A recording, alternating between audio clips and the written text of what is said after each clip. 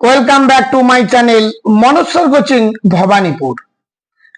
ক্যালকাটা ইউনিভার্সিটির দ্বিতীয় semester Bangla general major কিংবা মাইনর এমডিসি যাদের এই সাবজেক্ট রয়েছে তাদের জন্য এই ভিডিওতে আমি আজকে পুরো 75 নাম্বারের প্রশ্নই আমি আলোচনা করব। 15 মার্কের 3টি প্রশ্নের উত্তর তোমাদের দিতে হবে। 5 মার্কের 3টি প্রশ্নের উত্তর, 1 মার্কের 15টি, এই নিয়ে মোট হলো 75 নম্বরের প্রশ্ন। বিভিন্ন মডিউলে তোমাদের কোয়েশ্চেন গুলো ভাগ করা থাকবে। প্রত্যেকটি মডিউল থেকে একটি করে 15 নম্বর এবং একটি করে 5 নাম্বার নিয়ে উত্তর লিখতে হবে। যারা এই চ্যানেলে নতুন তারা মনোস্বর কোচিং ভবানীপুর চ্যানেলটি সাবস্ক্রাইব করো এবং পাশের বেল আইকনটি ক্লিক করে রেখো, যাতে তোমারই উপযোগী কোনো ভিডিও আপলোড করলে সহজেই তার নোটিফিকেশন পেয়ে যাবে।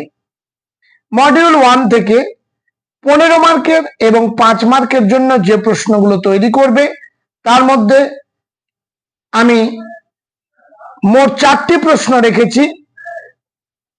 এর মধ্যে 1 এবং 2 ভেরি ভেরি ইম্পর্টেন্ট। এই দুটি প্রশ্নের মধ্যে একটি 15 মার্কের জন্য কমন তোমরা অবশ্যই পাবে, তাই ভালোভাবে তৈরি করো। 1 নম্বর প্রশ্ন, বাংলা স্বরধ্বনির উচ্চারণ স্থান ও প্রকৃতি অনুযায়ী শ্রেণীবিভাগ করে বর্ণনা করো। 15 মার্কের জন্য খুবই ইম্পর্টেন্ট। আবার এটি 5 মার্কের কোশ্চেনেও আসতে পারে তোমাদের। বাংলা স্বরধ্বনির উচ্চারণ স্থান অনুযায়ী শ্রেণীবিভাগ করো, এইভাবেও থাকতে পারে। 2 এর দাগের প্রশ্ন, বাংলা ব্যঞ্জন ধ্বনির উচ্চারণ স্থান ও প্রকৃতি অনুযায়ী শ্রেণীবিভাগ করে বর্ণনা করো। দুটি প্রশ্ন ভেরি ভেরি ইম্পর্টেন্ট। 3 নম্বর, বাংলা ভাষার শব্দ ভান্ডার সম্পর্কে বর্ণনা করো। 15 মার্কের জন্য 4 এর দাগের জন্য একটি প্রশ্ন রেখেছি, স্বনিম বলতে কি বোঝো, এর শ্রেণীগুলির নাম উল্লেখ করে ব্যাখ্যা করো। 5 মার্কের জন্য এই মডিউল থেকে যে প্রশ্ন কয়েকটা পড়বে সেটাও উল্লেখ করে দিলাম। বর্ণ ও অক্ষরের সম্পর্ক লেখো কিংবা ধ্বনি ও বর্ণের পার্থক্য লেখো। 2 নম্বর প্রশ্ন, উদাহরণ সহ দেশি ও বিদেশি শব্দের পরিচয় দাও। 3 এর দাগে টিকা লেখো অক্ষর সম্বন্ধে। 4 এর দাগ, বাংলা শব্দ ভান্ডারে তৎসম শব্দগুলির পরিচয় দাও। 5 এর দাগের প্রশ্ন, বিভাজ্য ও অবিভাজ্য ধ্বনি কাকে বলে, উদাহরণ দাও। এই গেল মডিউল 1 সম্বন্ধে। এবার আমরা চলে যাব মডিউল 2 তে কি কি প্রশ্ন আমরা তৈরি করব। 1 এর দাগের প্রশ্ন, নিম্নলিখিত বিষয়ে উদাহরণ সহ আলোচনা করো। এগুলো 5এও আসতে পারে, যেমন স্বরসঙ্গতি, নাসিক কি ভবন, স্বরাগম, অপিনিহিতি, স্বরলোপ, এগুলোর সম্বন্ধে ভালোভাবে তোমরা তৈরি করবে। 2 এর দাগের প্রশ্ন, ভাষার ধ্বনি পরিবর্তনের কারণ কি, উদাহরণ সহ বাংলা ভাষার ধ্বনি পরিবর্তনের প্রধান সূত্রগুলি ব্যাখ্যা করো। 3 এর দাগ, শব্দার্থ পরিবর্তনের কারণগুলি আলোচনা করো। 4 এর দাগ, শব্দার্থ পরিবর্তনের ধারাগুলি উল্লেখ করো ও উদাহরণ দাও। প্রশ্নটি ভেরি ভেরি ইম্পর্টেন্ট তোমাদের জন্য। 5 এর দাগের প্রশ্ন, উপভাষা কাকে বলে, বাংলায় উপভাষার সংখ্যা কয়টি ও কি কি, রাঢ়ী ও বঙ্গালী উপভাষার 3টি ধ্বনিতাত্ত্বিক ও 3টি রূপতাত্ত্বিক বৈশিষ্ট্য, উদাহরণ সহ লেখো। প্রশ্নটি 15 মার্কের জন্য ভেরি ভেরি ইম্পর্টেন্ট এবং এইভাবে ভাগ করে দেওয়ার সম্ভাবনাও রয়েছে। 6 এর দাগের প্রশ্ন, কামরূপী ও ঝাড়খণ্ডী উপভাষার অবস্থান এবং 2টি করে ধ্বনিতাত্ত্বিক ও রূপতাত্ত্বিক বৈশিষ্ট্য লেখো। এবার আমরা মডিউল 3 তে চলে যাব, কোন কোন প্রশ্নগুলো মডিউল 3 থেকে তৈরি করব। একের দাগ বিভক্তি কাকে বলে, বিভক্তি কয় প্রকার ও কি কি, উদাহরণ সহ ভাগগুলির বর্ণনা আলোচনা করো। দুয়ের দাগের প্রশ্ন বচন কাকে বলে, বচন কয় প্রকার ও কি কি, প্রতি প্রকার বচনের উদাহরণ সহ আলোচনা করো। এক বচন গঠনের নিয়মগুলি আলোচনা করো। তিনের দাগের প্রশ্ন লিঙ্গ কাকে বলে, কয় প্রকার ও কি কি, প্রতি প্রকারের উদাহরণ সহ আলোচনা করো। চারের দাগের জন্য পড়বে বাংলা ব্যাকরণে পুরুষ কয় প্রকার ও কি কি, উদাহরণ সহ আলোচনা করো। পাঁচের দাগের প্রশ্ন সন্ধি ও সমাসের পার্থক্য লেখো। ছয়ের দাগের প্রশ্ন বাংলা সমাসের আলোচনায় সমস্ত পদ, সমস্যমান পদ ও ব্যাস বাক্য কাকে বলে, উদাহরণ সহ বুঝিয়ে দাও। সাতের দাগের জন্য পড়বে অব্যয় কাকে বলে, বাংলা বাক্য গঠনে অব্যয়ের 3 রকম ব্যবহার লেখো। এগুলো 5 মার্কের জন্য। প্রত্যয় কাকে বলে, প্রত্যয়ের শ্রেণী বিভাগ করে যে কোনো এক শ্রেণীর প্রত্যয় সম্পর্কে আলোচনা করো। 9এর দাগের প্রশ্ন ক্রিয়ার কাল বলতে কি বোঝায়, বাংলা ব্যাকরণে ক্রিয়ার অতীত কালের ভাগগুলি বুঝিয়ে দাও। এই গেল মডিউল 3-তে যে সমস্ত প্রশ্ন ছিল সেগুলো আলোচনা করলাম। এক্সট্রা হিসেবে তোমরা 5 মার্কের জন্য কয়েকটা প্রশ্ন তৈরি করে রাখবে, দিলাম। মৌলিক ও যৌগিক স্বরধ্বনি কাকে বলে, উদাহরণ সহ বুঝিয়ে দাও। 2এর দাগ আগন্তুক বা কৃতঋণ শব্দ বিষয়ে সংক্ষিপ্ত আলোচনা করো। 3এর দাগ একটি রেখাচিত্রের সাহায্যে বাংলা স্বরধ্বনির উচ্চারণ স্থান নির্দেশ করো। 4এর দাগ ব্যঞ্জন ধ্বনির অন্তর্গত দন্তধ্বনির পরিচয় দাও। এই 4টি এক্সট্রা হিসেবে 5 মার্কের জন্য দিলাম, দেখে যেও। সিলেবাসটা অনেক বড় হওয়ার কারণে এতগুলো প্রশ্ন দিতে বাধ্য হয়েছি।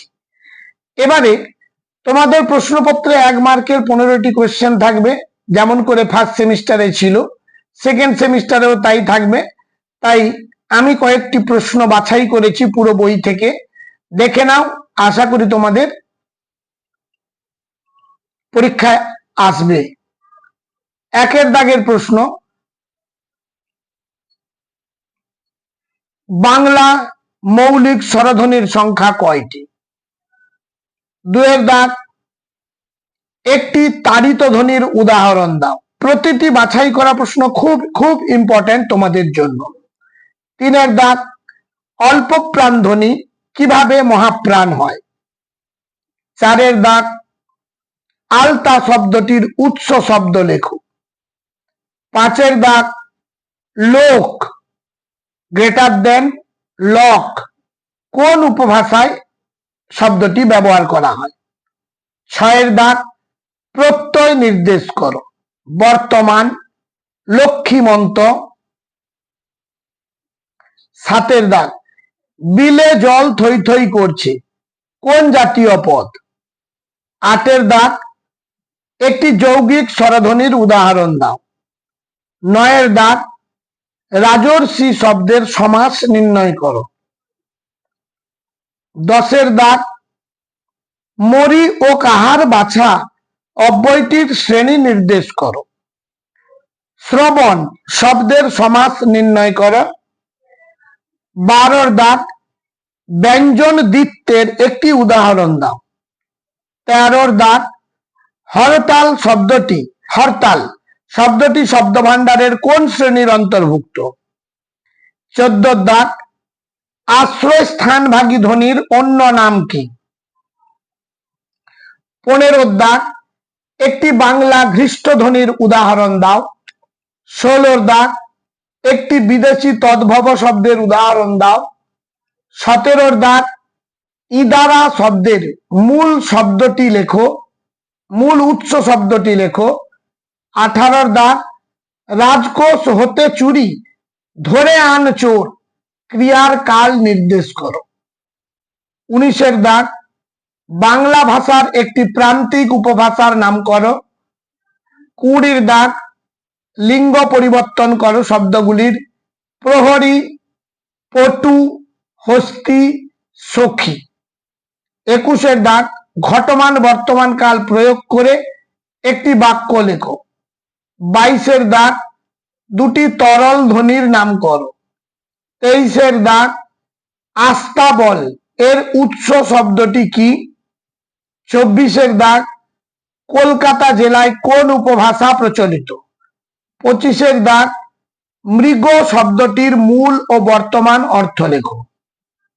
26 স্মৃতিগুলো কিছুতেই পিছু হাঁটে না, কোন বচন?